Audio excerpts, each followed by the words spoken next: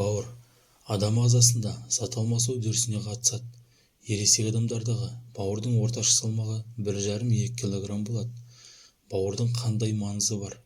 Лимфа түзілуінде, қан ұюын реттеуде бауырдың атқаратын қызметі зор. Бауыр қанның тұрақты құрамының сақталуына да қатысады. Қанмен келген амин қышқылдарынан бауырда белоктар, глюкоза, фруктоза, глицерин, май қышқылы түзіліп, қандағы көмірсулар бауырда гликогенге айналады.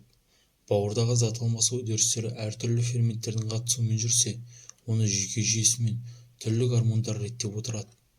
Бауыр ластанған кезде ыдырау өнімдері буындардың, терінің, тамырлардың және тағы да басқа дені сау мүшелердің тіндеріне жинақтала бастайды, ауру туғызады. Бауырдың кез келген зақымдануы әдетте шлактанудан бастап, елеулі ауруларға дейін симптомдарсыз ағымда болады. Бауыр циррозының белгілері қалай білінеді? Бауырдың ісінуі тосын және созылмалы болады. Бауыр тосыннан ісінгенде, адам түшкіргенде, жөтелгенде қатты шаншып ауырады да несеп күренденеді. Бауыр тосыннан ісінген адам көбінесе шөп түстес құсады, қызуы көтеріледі, жүзі сарғайып, қанның кіруіне ауыр жағдайда ұшырай бастайды. Бауырдың тосыннан ісінген кезде дәрігерге қаралу қажет. Бауыр созылмалы ісінгенде жоғарыдағы құбылыстар анағұрлым баяу, қауіп-қатері төменде болады. Жалпы, бауыр ауруының белгілері жұмыстан қажып шаршау, ұйқышылдық, ауызға көкермек дәмнің келуі, көкіректің қышылдауы, бауыр төңірегінің ауыр тартуы. Бауырдың шлактанғанын көрсететін алғашқы белгілері: жиі бас ауруы, түндегі ұйқысыздық, күндізгі ұйқышылдық, майлы, ащы немесе қалбырланған ас ішкеннен кейін оң жақ қабырғаның астындағы тартатын әлсіз ауырсыну тәбетсіздік. Бауыр созылмалы ісінгенде оң жақ қабырғаның астыңғы жағына қайнатылып жұмсарған картопты басқан дұрыс. Мұндай жағдайға душар болғанда майлы тағамдарды, қантты, крахмалды заттарды аз жеп, диета ұстаған дұрыс. Бұл дерттен толық айыққанша асбұршақты, фасоль мен боп тағамдарын қырыққабатты, маринадталған және қуырылған тамақты мүлдем жемеу керек. Бауыр ауруының алдын алу үшін бауырға пайдалы жеміс-жидек, тағамдар көп. Солардың ішінде төмендегі тағамдар бауыр ауруларын алдын алуға немесе қайта емдеуге көмектеседі. Шомыр.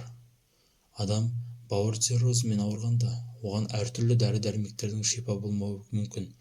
Мұндай жағдайда халық медицинасы шомырды емге қолдануға кеңес береді.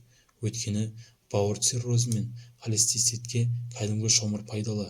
Ол өт пен асқазан шырынының бөлінуін реттеп, ас қорытуды дұрыстайды. Алайда жүрегі мен ұлтабары ауырып, асқазанда жоғары қышқылды гастрит жарасы барларға жақпайды. Балды әсіресе бауыры және өт жолы ауыратын адамдар көбірек тұтынады. Оның белгілері: бір мөлшерде ірімшікке, сәбізге, лимон шырынан қосып жеген дұрыс. Кейде шомырдың ішін үңгіп, оған балды толтырып қойып, 3-4 сағаттан соң дайын болған шырынды өт жолы ауыратын ересек адамдарға ас қасықпен, ал балаға шай қасықпен күніне 2 рет беру керек. Мұндай әдіс өт жолы мен бүйрекке құм, тас жиналуынан сақтайды. Грек жаңғағы. Ежелден бері оны халық медицинасында аурулардың кең көлемін, әсіресе асқазан, ішек тракті мен бауырдың ауруларын емдеу, алдын алу үшін грек жаңғағы қолданылып келеді. Грек жаңғағы жалпы нығайтқыш, қамысқа қарсы, жара бітіргіш, бактерицидтік және қан тазартқыш сипаттарға ие. Өт айдағыш әсері бар. Бауырды патологиялық әсерлерден қорғауды қамтамасыз етеді. Грек жаңғағы асқазан спазмдары мен бауыр шаншуларын жақсы жасады.